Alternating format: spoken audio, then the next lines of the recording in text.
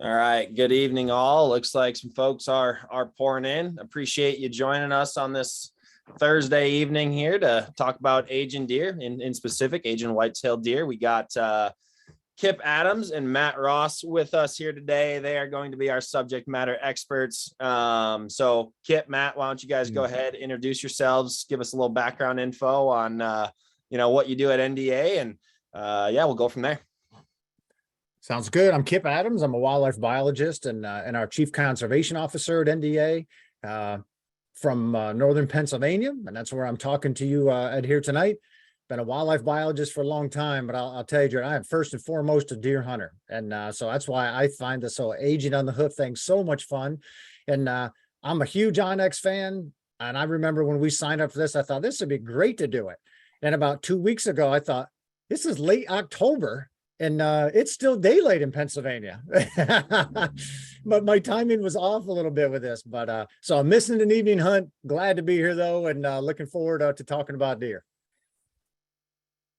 And I'm Matt Ross. I'm also a wildlife biologist and a forester, and my title is Director of Conservation with the National Deer Association. I am not a hunter. No, just kidding. I'm a big hunter. And we're going to be talking about aging jawbones too, something I really enjoy to do. I thought it was a great idea to come and speak to you all today about judging a deer, how old it is before you shoot it, and then once you got a deer on the ground, figuring out how old it is after. And looking at its teeth is one of the ways you can do that. So we'll cover that. And I'm talking to you today from upstate New York. I live right in the foothills of the Adirondacks, and looking forward to it. Awesome. Well, Kip and Matt, I know I'm excited to learn alongside you guys here. A lot of good info is going to be brought to the table. So just a couple housekeeping items here before we kick it off. Everybody that is on this call, other than Kip, Matt, and myself, your cameras are off. You're on mute. So don't worry about being a distraction. Please keep everything positive, uplifting, and cordial in the chat and comments. You know, we're pushing 400 people in here right now. And so with that, if you want to check in, say, hey, I'm Bob from Alabama or whatever, the chat is a great place to do that. Kick around the banter. And then if you have questions for Matt or Kip as it pertains to their presentations on aging deer on the hoof, aging deer with the jawbone and by teeth, please throw those in the Q&A. I'll be keeping a close eye on the Q&A, pulling some of those live questions that you guys send in to ask Kip and Matt. And then my last piece is we will be giving away some Onyx gear right at about the middle of this webinar. We'll post a giveaway link. It's only going to be live for 12 hours. So when that gets posted, make sure you go fill your name out, throw your hat in, and see if you can't win some gear. So without further ado, Kip, I believe you're going to kick it off with aging deer on the hoof. So take it away. All right, sounds good. Let's grab this talk. And I know that just looking at some of the chat there, we got folks from all over the country, which is cool. And I'll tell you this, I have pictures in my presentation here from Texas to Minnesota and many states in between. So this is not just pictures of northeastern deer or western or any of that. We got a wide range so that we can adequately talk about what we're doing here. So with that, my part of this whole thing is aging whitetails, and I have here, on the hoof. We're actually just going to be talking about bucks tonight, to fit the time in with Matt and I both. I do part of this where I can talk about, hey, identifying antlerless deer in the field, fawns from adult does, buck fawns from doe fawns, etc. We can do that at a different time, but this is all bucks tonight, and we'll kick it off and get going. I'm going to show some pictures tonight that certainly the ones that I took or my buddies at camp took. I'm also going to show you some professional photos from one of these two books. In my opinion, these books both are the best resource for having the same buck over multiple years of his life. So you can clearly show changes from 1 to 2 to 3 to 4, etc. So I have lots of pictures I'll show you of age, deer that I think are 2 or 3 or 5 or whatever the case is. But I'm going to give credit to some of the photographers here because they have some really cool pictures in here of the buck that we know 100% sure is the same deer through different years of his life, and a great resource to be able to study from. So what I'm going to do is I'm going to go through and show you each of the different age classes, show you the characteristics that go along with those. And I'm going to start by saying, you know what, this is not an exact science. We can have a ton of fun with this, but don't bet your bow or your truck, and certainly don't bet your dog on, what age you think this is. We can do a really good job getting within 1 year on the vast majority of the deer, but it's not an exact science. You know what, if you look at everybody that's on here tonight, or anybody, that you see at, the bowling alley this weekend, we can do a pretty good job breaking people into, age brackets, 1 to 10 years old, 11 to 20, et cetera, because we see people all the time and we just inadvertently practice this. We'll miss some, they look younger than they are, some look older than they are, but we can do a good job, getting a relative age for the most. And it's exactly the same way with deer. And I'll say this too, the best time of the year to age or estimate age in the hoof is in the fall, because that's when you have the greatest change in body mass for bucks. Profile or a broadside shot is the best, because what we're looking at is the length of the legs relative to the depth of the body. We're looking at how big the neck is, where the neck connects on the chest, how tight the waist is, how large the front end is and hind end. So those are the things I'm looking for. So what we'll do is I'm going to show you each of the age classes. I'll talk about the different characteristics. Then we'll show some other examples of deer that age. And I'll say this first, don't look at the antlers. The antlers will bias you every time. Big antlers on a younger deer makes you think it's older. Smaller antlers, on an older deer makes you think it's younger. So I'm going to say this, block the antlers out, look at the body and look at the characteristics. This particular deer here is from Texas, but the characteristics for a 1.5-year-old deer in Texas are exactly the same as the characteristics for a 1.5-year-old deer in Minnesota. That Minnesota buck is going to be overall larger body size, but the characteristics remain the same. So look at those. The only time I use the antlers, because let's face it, we're going to look at the antlers. We can say try to cover them, but hey, I'm a hunter too. I'm going to look at them as well, but I use those to break a tie if I can't quite tell the difference between two age classes. So a yearling buck, or one that's 1.5 years old, first antlers, their legs are very long relative to the rest of the body. They have a really thin neck, almost no swelling there, even during the rut. They basically are lanky. It's because almost everything they eat, they're just trying to get as tall as they possibly can. So there's very little nutrition left to go to building muscle mass or to antlers. Their antlers, as you look at a deer from the front with the ears in a forward alert position, the antlers are almost always inside the ears. They're spread. They may have 8, 10, 12 or more points, but the antler spread is almost always narrower than the ears. In general, whatever they're going to be at maturity, the yearling bucks attain somewhere between 15 and 25% of their overall antler growth. We might see a little bit of staining in that tarsal gland, but hey, you know what? They essentially look like a doe with antlers. If you covered the antlers here, this could absolutely be a doe standing there. Let's take a look at this deer. This deer's from a little farther north. Now look, obviously body-wise is bigger, but look right to the neck, and the neck is my favorite characteristic to look at for sure. Some of the others can lie to you at times. The neck typically does not. This neck is very thin at the top. There's a little bit of muscle in there, but not much at all. Has a well-defined brisket. Legs are long for the body. Big body deer for sure, but not a lot of muscle in the shoulders yet. So if we look right at the body characteristics, young animal. And I'll say this, 1 and 2-year-old bucks almost always have their hindquarters are larger than the front end. So if you look at it and the hind end appears bigger, almost guaranteed it's either 1 or 2. Well, by 2, they start to grow up a little bit. The legs still look too long for the body though. And they almost still have this jacked up appearance where the body is still pretty lean and these legs are long. We're going to see a little bit of swelling now in that neck during the rut, see a little bit of muscling in the shoulders there, but you know what? There's still a pretty lean animal. And even on this 2-year-old deer, northern deer, big bodied, but look, his hindquarters are still definitely larger than what we have in the front end. Pretty good clue that he's in the youngest age class, 1 or 2. But take a look here, a pretty big jump in antler growth though. Now, we can't tell how old he is based on antlers, but for each of these age classes, I'll give you what the research shows the approximate range in antler growth is for that. So big jump from 1 to 2 on what he can achieve relative to what he'll have at maturity. A little bit more staining in his tarsal gland, and you can see that that's the gland on the inside of the back legs, the most important gland of deer. And that darkness comes from them rub urinating. And you know what? They will do this any time of the year. They just do it a lot more during the rut. And the more that they rub urinate, that darkness is just the interaction of the urine with the bacteria that's in that tarsal gland. So in general, 2-year-olds tend to rub urinate a little more than yearlings.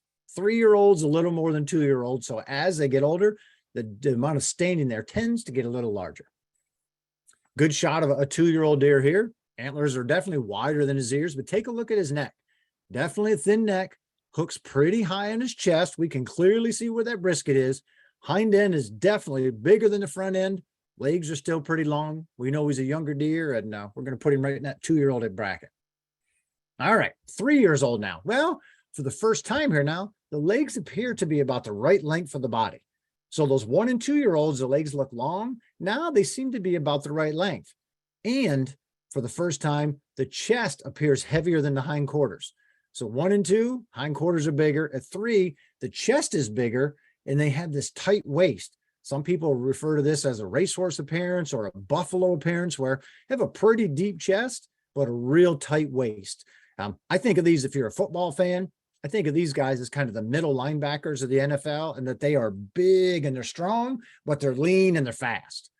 Antlers are now off and out, even with their ears or a little more. We see a lot more muscle in that front end. Like, he's definitely a muscular animal now.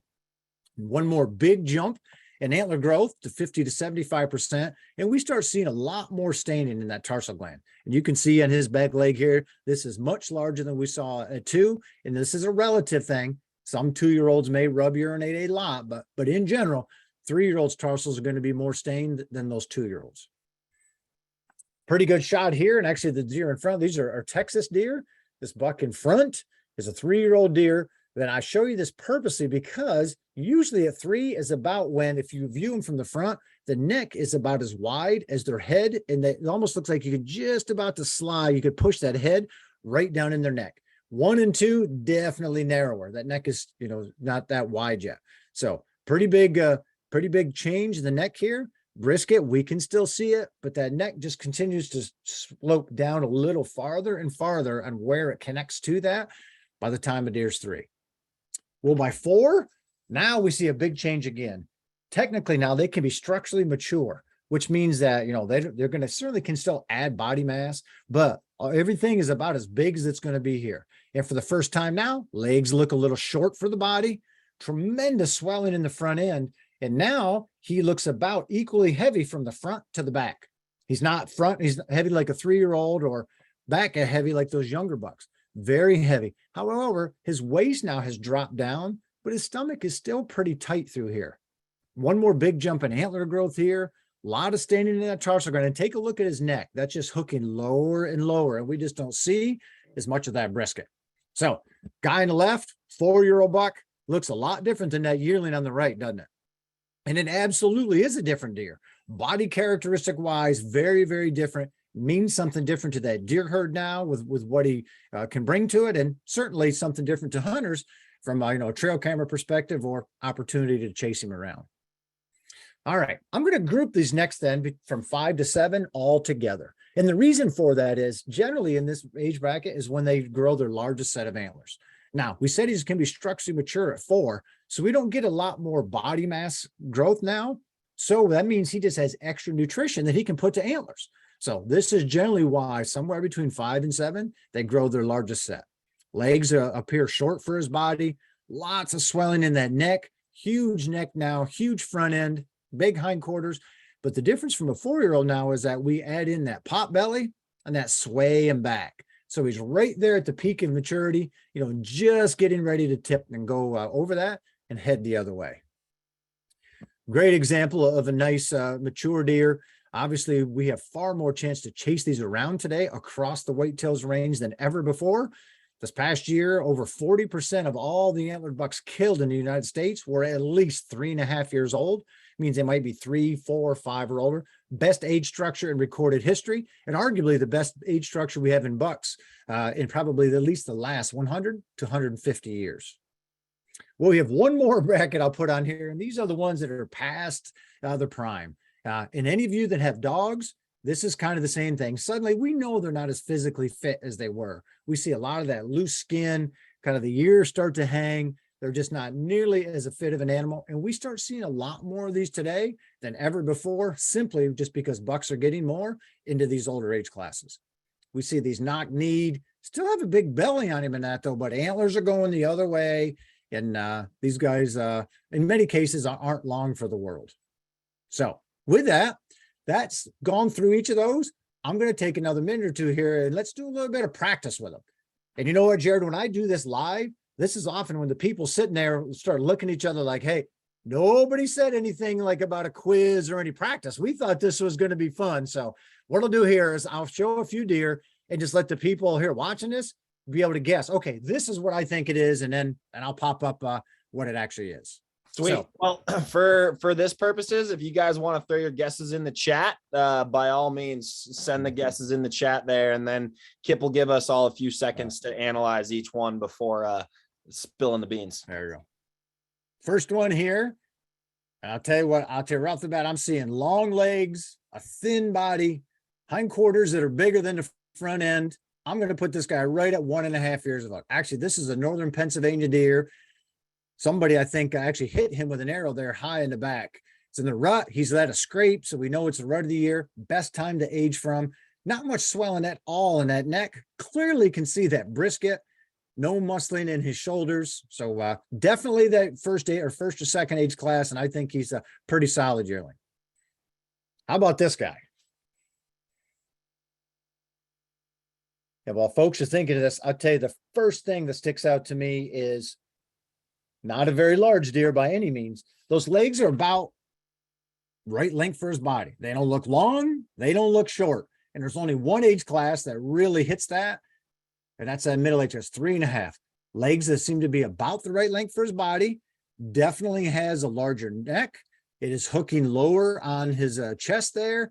You know, some muscling there in the front end. See that big dip in front of his hindquarters. So chest heavier than the hind end.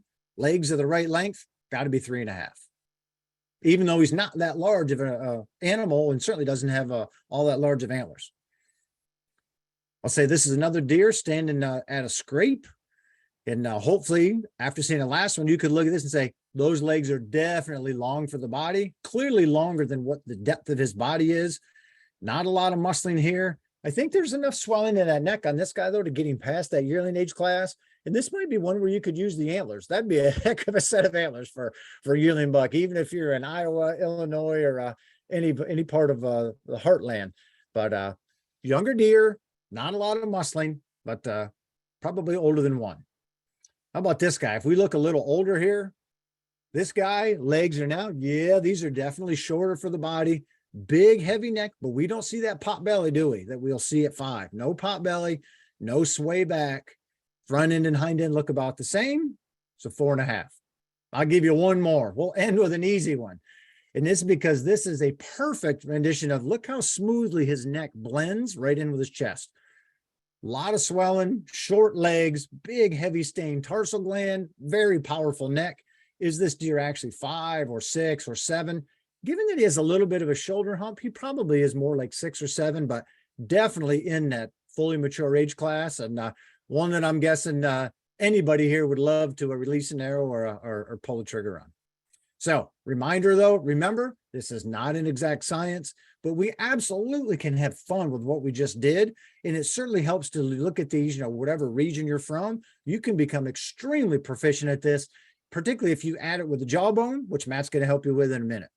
If you want some more resources, to do this, we have all kinds of posters to show the different age classes all together, both bucks and antlerless deer. We actually have a brand new video that we released here just about a month ago that walks you through every age class. It's me talking, the different things. And then there's a whole quiz at the end. It's all actual videos of deer, real hunting situations.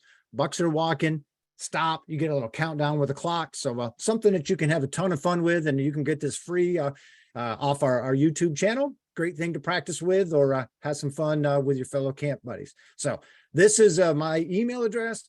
I'm looking forward to answering questions here tonight, Jared. But once we're done, if anybody wants to email me questions about anything of this or anything else deer or habitat related, I love to talk with hunters around the country about what's going on and help. So I'm glad to do that. And with that, I'll go ahead and stop sharing here, and we can take a question or two if you want before we kick it over to Matt. Sweet. Awesome. Thank you, Kip. And I really appreciate you dropping your email for folks to hit you up personally if they have some questions throughout the season on aging deer or anything that pertains to you and your wealth of knowledge as far as whitetails go. But a couple questions that I want to throw at you here just before we kick it over to Matt. Other than the opportunity to harvest a mature buck, what are some other reasons it's important to have mature deer within the herd? I think one of the most important is deer have evolved with a very complex social order. Whitetail deer are the oldest deer we have. They're like 5 million years old.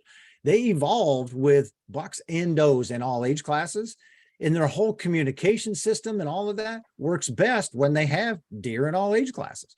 So, I've told a lot of people, hey, even if you don't like to, don't want to hunt older bucks, or maybe you're just a whitetail enthusiast, you don't even hunt, you should still care that we have bucks in those older age classes so that whole social order works the way it's supposed to. Interesting. Yeah, that was a really good question. Whoever sent that one in, kudos to you.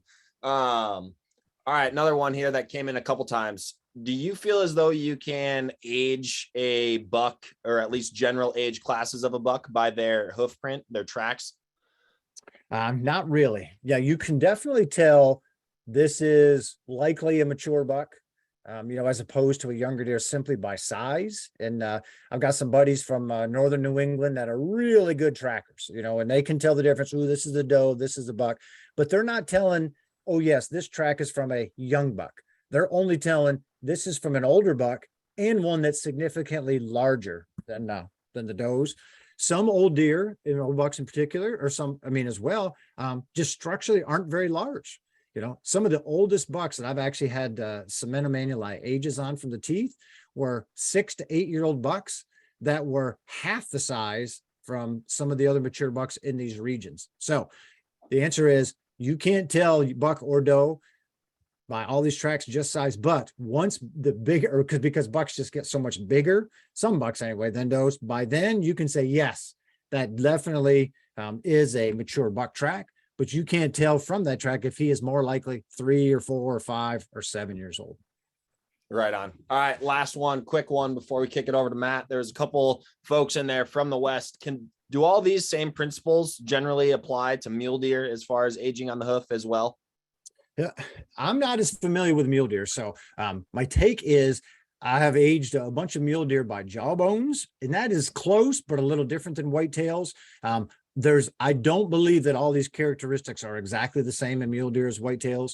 And I have far less experience with the muley side. So there has been so much more work done on the whitetail side for us to lay these out. That work just simply has not been done on the muley side. So what I think is that in general, we can break them in maybe to those young, middle, and older age classes. I personally can't break mule deer down by each year the way I can whitetails. And I just haven't seen as much work done. Probably some of the best mule deer hunters and a lot of folks that are more experienced may be able to do that, but I've never seen the degree of breaking per age class, Jared, the same way that we have in whitetails.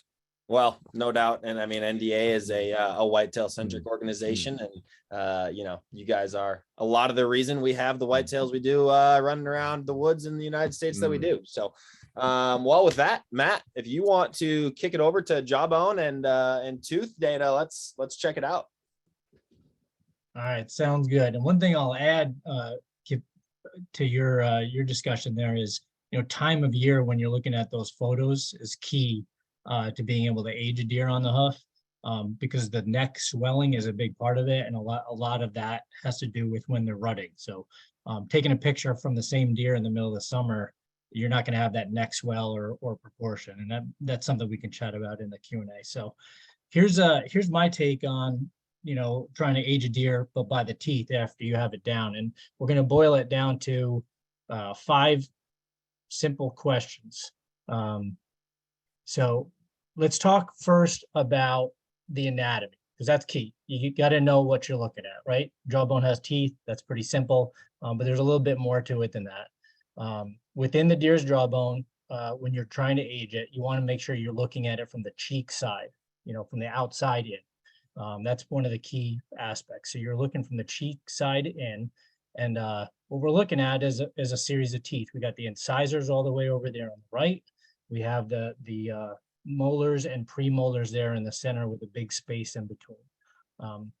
Looking at the actual breakdown of a tooth, we have each tooth has a series of cusps, and that's going to be key, looking at one segment of the tooth or multiple segments of the tooth. So I'll show you a little bit more about that in an example. So looking at from the cheek side, and we're looking at the molars or the premolars, those teeth in the front are called the incisors.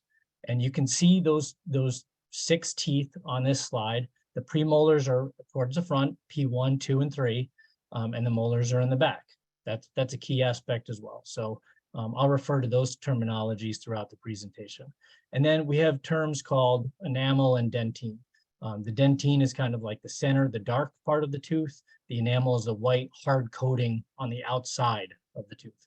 And so we'll look at the ratio of dentine versus enamel when trying to compare ages between deer. Here's a look at a real jawbone that we may get. I'm showing this to kind of let folks know we age jawbones for folks all the time in person, but even digitally. It's something you can go on our website and submit pictures. If you're going to send photos in, we want them clean, obviously with not a lot of residue on there right after the harvest, as much as possible to look at these details. We want a view from the side, from the cheek side, and also one looking straight down that you can see on the top of the slide there. That way it gives us the best perspective of the profile and the amount of wear. Both of those parts are what you're going to learn tonight about how to age a jawbone. There are 2 main methods or techniques to age a deer based on its teeth.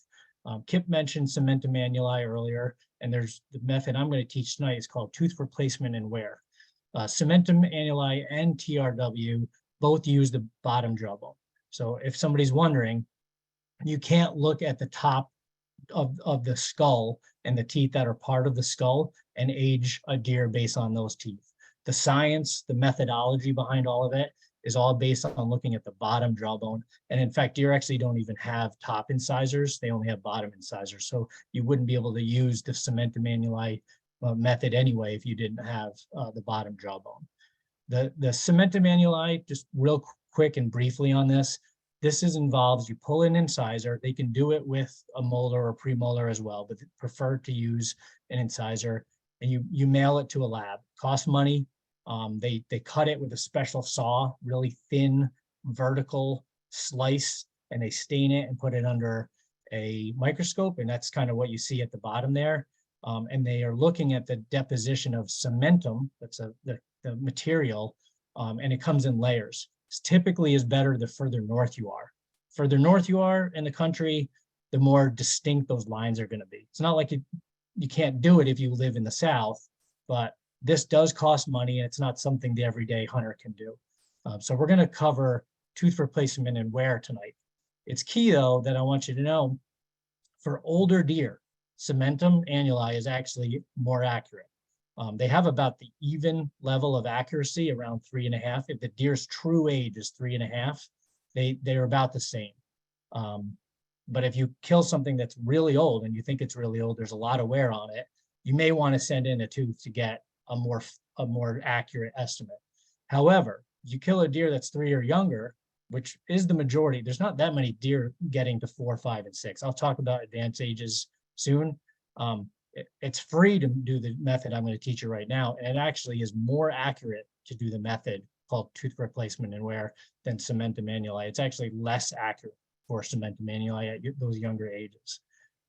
So let's cover what TRW really is. It's tooth replacement and wear, as the technique says. The first part of that is the process of them just getting their adult teeth. I have a 10 and an 8-year-old. They're about done losing their teeth, but kids lose teeth. We all lost teeth. They're mammals. They're replacing their young teeth or their baby teeth with adult teeth.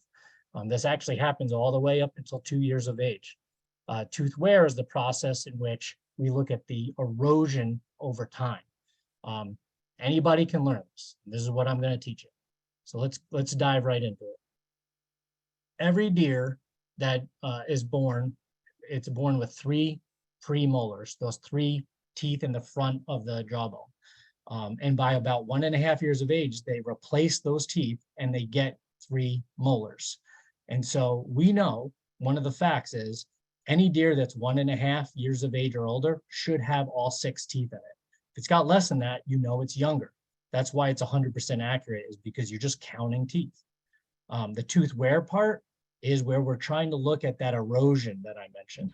And if you look at this as a kind of a crude example of a profile of a tooth, the longer that adult tooth is in the jawbone, the more it's going to wear down from them eating, and it's exposing a wider and wider section of the dentine. Kind of think of it as the Tootsie Roll, you know, center of the Tootsie Roll pop, right? You're just trying to see how much of that dentine, and that's not copyright infringed, I don't think, Jared. So we're good to go to put that on YouTube.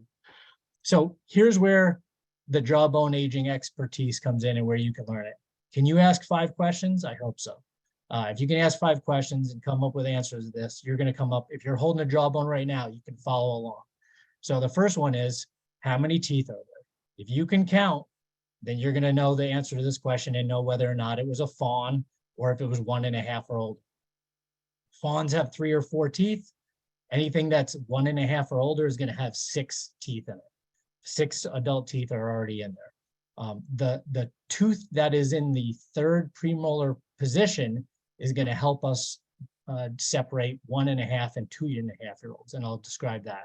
So step 1 is just counting teeth. That's the first question. Second question is, how many cusps are there on the 3rd premolar, P3? And again, I'm using some terminology here. So if you've gotten to the point where there's 6 teeth and you move back to the 3rd tooth in the jawbone, you're going to find out how many, again, I mentioned earlier, cusps there are. So you need to count them. The photo on the top has 2 cusps. The photo on the bottom has 3. That's its temporary premolar. It's its baby tooth. And so if the jawbone has 6 teeth in it, but it still has its temporary premolar in position, which has 3 cusps, you know that it's only 1.5. And that's how you separate fawn from 1.5 and 2.5. So you can see the progression here as the arrow moves up the screen. That's a fawn in the bottom in the P3 position. You got 3 cusps. Then as a yearling, you can actually see that tooth being pushed out. There's 6 teeth in that yearling jawbone, but that one tooth has 3 cusps in it.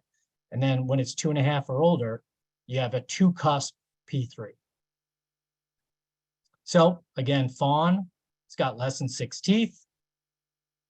Yearling, it's going to have 6 teeth, but it's got that 3 cusp premolar in the 3rd position.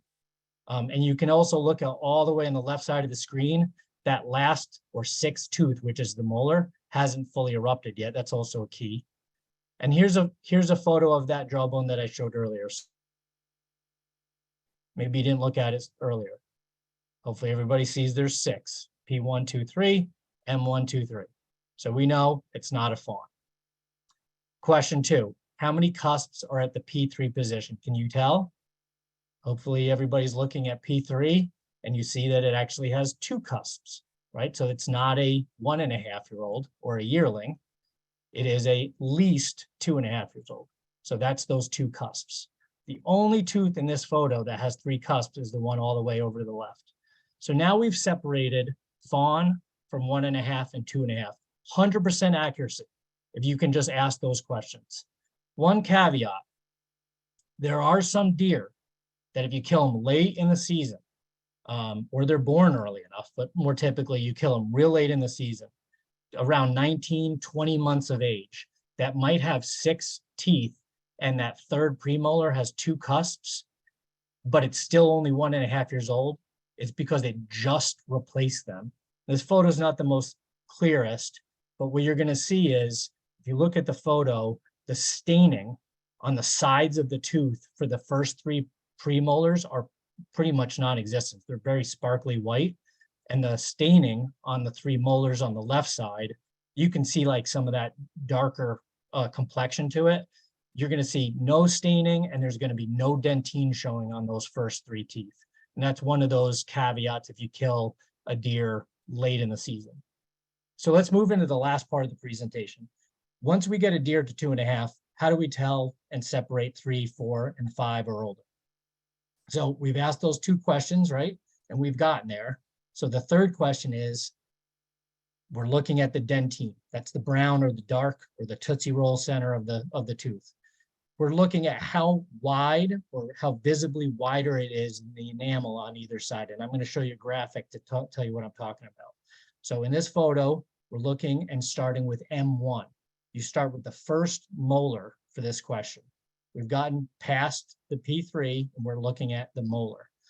And the question is the dentine visibly wider than one strip of enamel on either side? And so the tooth on the left side there, the one that says no, if you look at that from the top view, and you're looking at that crest that's closest to the tongue, it's almost like you're visually averaging that lingual or tongue side crest. And if you look at the graphic I showed on the left there, and you look at the width of the dentine, if you're kind of looking straight down and you're saying, okay, the enamel on either side of it, it's about the same. It's not like significantly wider. But the tooth on the right side, if you're looking straight down, the dentine, it does look like it's wider. So you're kind of drawing a line through the tooth with your eyes and saying, how much wider is the dentine than the enamel? So the question is a yes/no question. And so let's move to, we've gotten to the deer being at least 2.5. We've got past P3 and we get to the first molar. And the question is the dentine wider than the enamel or visibly wider? If you say no, the deer stays at 2.5. You say this is a 2.5-year-old. It's not as wide. If you say yes to that question, you're going to say the deer is at least 3.5. You know it's at least 3.5. It may be older, but we're going to move back. One way to separate 2.5 and 3.5, if you're in that maybe, you're looking at that first molar and you're like, man, I think so, but I'm not really sure. Go all the way back to the last cusp. Again, there's that word cusp where the red arrow is showing. And I've got to underline. That back cusp is going to start to show dentine if it's 3.5. If it's 2.5, there's no dentine showing. You're also going to see on this back edge where I have the green arrow, dentine showing there too. You can see it. There's brown there. If there's no brown, no dentine, it's 2.5. So to separate 2.5 and 3.5, if you're really not sure on M1 on the first molar, go back to the very back tooth. It's the last tooth to erupt. And so if it has no dentine on it, you know it's still a younger deer and it's 2.5. Let's go to the next question. If we said yes to question 3 and said, okay, we're at least 3.5, we're going to move back a tooth to M2 and say, all right, ask the same question. Is the dentine visibly wider on the second molar? If it's not, you stay at 3.5, if that makes sense. If it is, you move up an age, so it's at least 4.5, and you just follow suit. You go to the question 5. You can also see on this slide, I have at the very end, the back cusp is starting to form a cup. That's also one of those key aspects that you can look at to separate 3 and 4 if it's starting to cup out. The last question, Q5, is the same thing. Is the last tooth have dentine visibly wider than the enamel? If you said yes, yes, yes to those 3 questions, you got a deer that's at least 5.5 years old or older. And you can see at the bottom there, I also have the back cusp is now not only cupped, but it's slanting. That last cusp is a key aspect. And so here's the questions again. How many teeth are there? If it's 6, you know it's at least 1.5-year-old. You look to the next question, which is how many cusps are in P3? If it's 2, it's at least 2.5, and you just move on to the where part of the questions.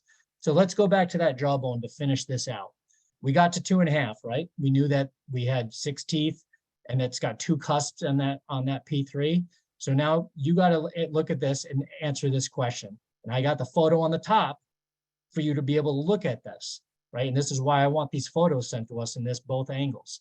Is the dentine visibly wider in M1 than the enamel? Is that a yes or no? You guys are answering that question. I'll blow it up for you.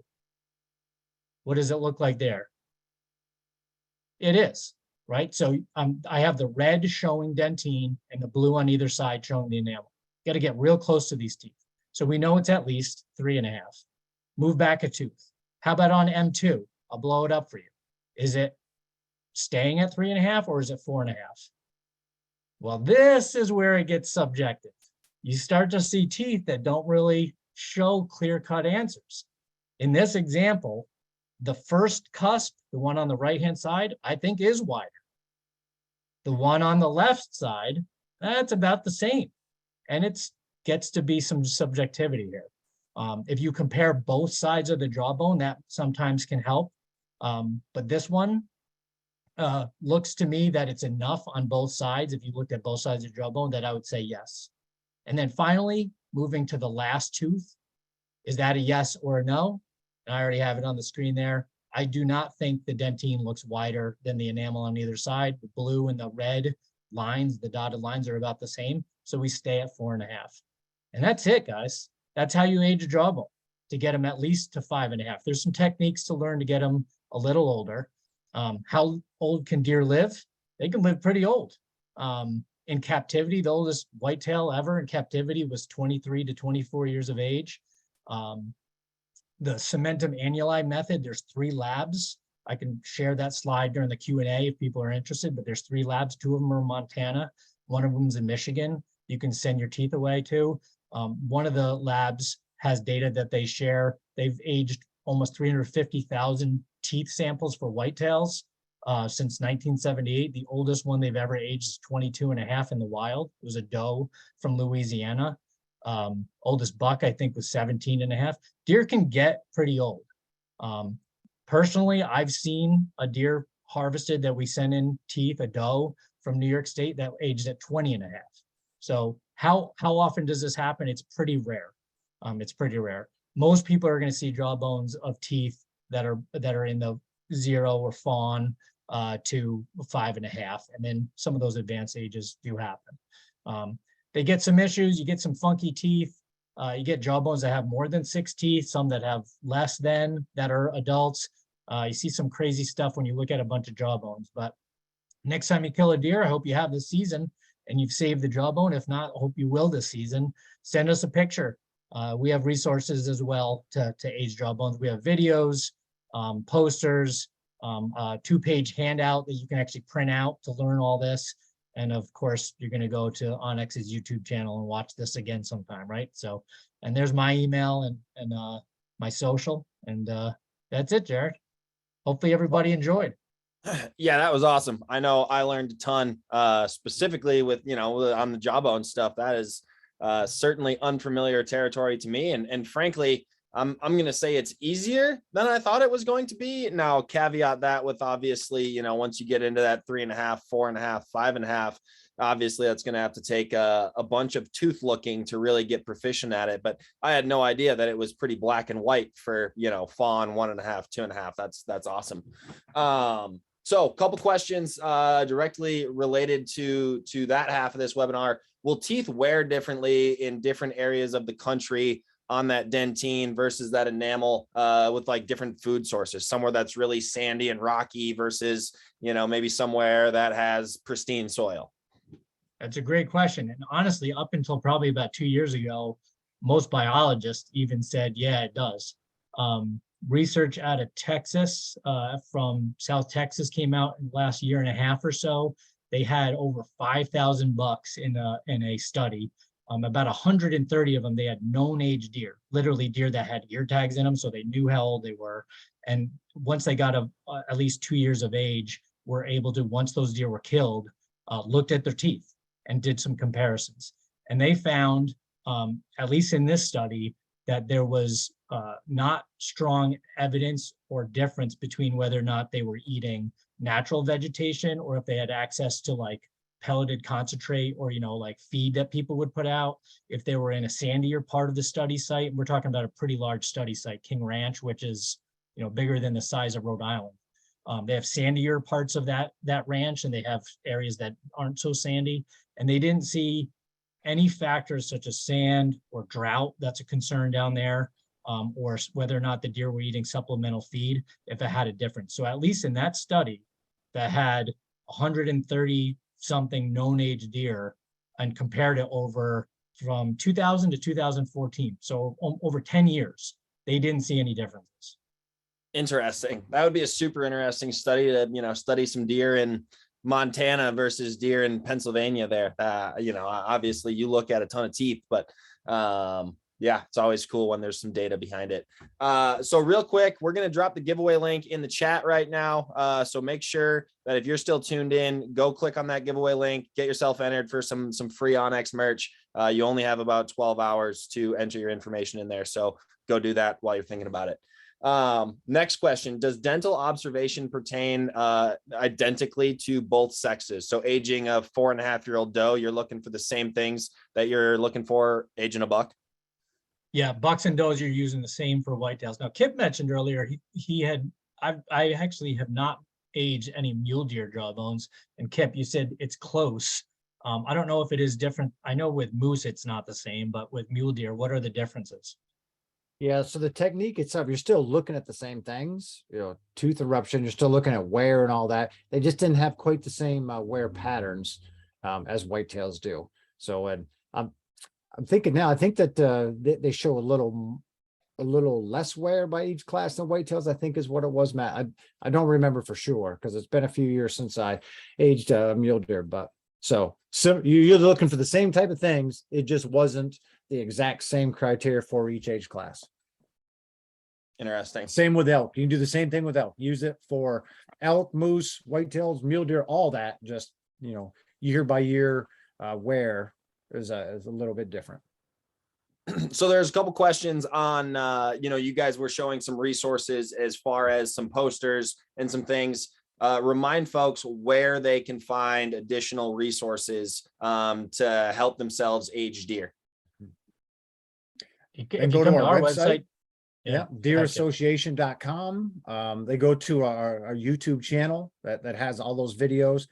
And I saw one thing come in here too, asking about Matt's email address. So yeah, they can email Matt, which is just matt@deerassociation.com, or me, kip@deerassociation.com. So we're glad to help at all. So they can grab stuff any of those places. Perfect. What else do we got here? Okay. Behavioral signs to determine a mature buck versus a young buck. What do you got for us there, Kip, as far as aging on the hoof? What are some behavioral things that you're looking for to differentiate? That's a great question. And you know what? This helps in many cases understand some of the behavior that you're witnessing, in the field, if you can estimate age, because a younger deer that has larger antlers rarely can intimidate an older buck. You're looking at the older deer, the dominant deer often will stand its hair up to make them appear even larger. Ears are laid back. And so just like with a lot of other species, when those ears are down, that's not a good thing. That's showing dominance. That's showing aggression. Older ones will often sidle up to other bucks, which means they get up, turn themselves sideways to show just how big their body is. So if you're looking, you can often tell what's going on definitely by age, simply by who just seems to be a little more in charge of what's going on, even if they have smaller antlers. I've seen it so many times that older bucks just have in many cases a more dominant demeanor. So even if their antlers aren't as big, they take what they have in attitude and body size and will dominate younger deer. That's awesome. And so, Matt, I believe you said that you had personally sent in a buck to do the centennium aging. Can you just speak to that a little bit, kind of what the process was, what the time frame was by the time you sent it in, got it back, general cost, and if you do it again? We send in samples every year. So I actually will pool samples with a bunch of buddies just because sometimes the cost can get a little bit, you can get the cost down depending on the lab, but it's pretty easy to pull the tooth. One of the key things, what they're looking for is the two middle incisors. So if you remember the jawbone, there's the teeth all the way towards the front, and the two that are in the dead center are the ones they would prefer. You want to do it before the jawbone dries out too much. If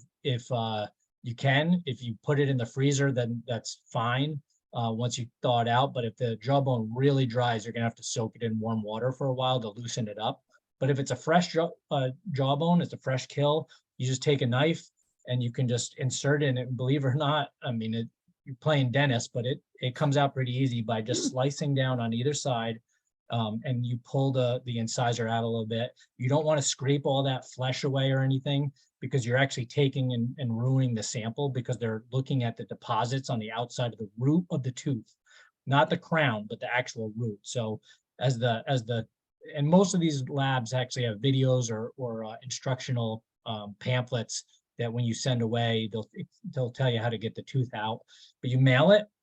It depends on the lab, but the costs can vary from $25 a deer. The lab that I send it to, they process all the state agency deer, bear, all of the states send them, which is why they have so many different animals on their website. But they have a section for hunters that you can send it in. They have a $75 minimum charge, but you can get five samples or 5 deer for that. But if you get over that and send in a large enough block, the price comes down per unit. And so I will like bring in a bunch of people and say, hey, if you want to send them, I'm sending a bunch in, and it'll get the price down for everybody. It usually takes between one of the labs turned it down a little faster than the others. But it can take a couple months to get the samples back. And what they do is they give you the age estimate with a rating based on what the sample looked like. They do all of the other work. You just plop it in a little coin envelope, write down what the information is, and send it. And you're paying anywhere between probably $15 to $25 a deer. So when you say they give you I forget the exact words you just used, but it sounds like they give you a range of the age that they think it is, rather than definitive, hey, this is an 8.5-year-old deer. It's like, hey, we're 90% confident that this is a. They will give you the age or a range if it's a lowly rated. So like, for example, and we'll send in really advanced age does as well. If you shoot a doe that's really cupped out, every tooth is, I want to know how old it is. I mean, it's not that uncommon to shoot a deer that's like 9 or 10 or 11. The ones that are like 19 or 20, that's very rare. Yeah. I'll throw something up on the screen real quick for everybody. You can take a picture of it. Started it from the beginning. No worries. So while Matt's pulling that up, we dropped the giveaway a link again in the chat. We'll drop it again right now. So make sure you guys enter and go grab yourself some merch, hopefully, if you win. Let's see if this works. There you go. Those are the 3 labs that exist, folks. Matson's Wildlife Analytical Lab. They're both in Montana. Those are their websites. And then Age Your Deer in Michigan. As far as I know, those are the only 3 exist that in the country. And you can look at their websites and just see what their procedures are, their turnaround time is, their costs. So that's awesome.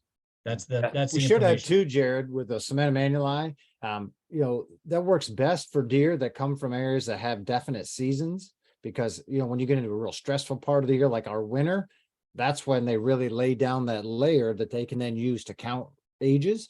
So the labs will tell you the break point is somewhere around southern Missouri. If you're north of that, real high confidence in actually seeing these ages. South of that, it can become a little iffy, just because some years they just don't get real hard winters or much of a winter to give much differentiation in those ages. So even that's not exact or 100% accurate for all, but definitely better for those older deer, and certainly highly accurate to within a year. So anyway, I'm the same way. I send my teeth away every year in a pile, so it's really cool to know what those older ones are. Well, get your deer camps together, folks, and send a pile of teeth in somewhere. So probably the last question, but I think it's an interesting one, not necessarily exactly pertaining to what we talked about today, but can you talk about antler characteristics that carry over from year to year in a particular buck, as far as, let's say they have a left split brow tine? Is that something that you can typically count on for that deer to carry through its genetics over the course of its life? Or like, can just speak to that a little bit as you're trying to keep track of a particular buck on a property year after year. What are some things that you can look for to have increased confidence that you're looking at that same buck? General characteristics absolutely carry from one year to the next. General shape, whether the tine or the brow or the main beams curl in at the end or curl up, tine, length, placement, all of those things are very consistent year to year, as long as there's not an injury or something that can then mess it up. But other things like drop tines, split brow, split, G2 or whatever, those things, they are in the genes of that animal to carry those over. They are less consistent than the actual shape. So for example, if a deer has, say, a split G2, there's a good chance he will continue with that. Not guaranteed though. And I've seen cases where a deer, you may have a split G2 on the left side, the next year ends up with a split G2 on the right. So, so those genes are definitely there and can be expressed, but some of the more abnormal things like that are less consistent than, the actual shape of the rack and that type of thing. But many of those things, it's crazy. You can look at a deer through multiple years of life, and follow and be like, damn, that's definitely the same deer, even if there's not abnormal stuff like a drop tine or, a split antler or split tine. So it's pretty cool, how programmed they are to be carrying that same shape in that. So pretty amazing. Awesome.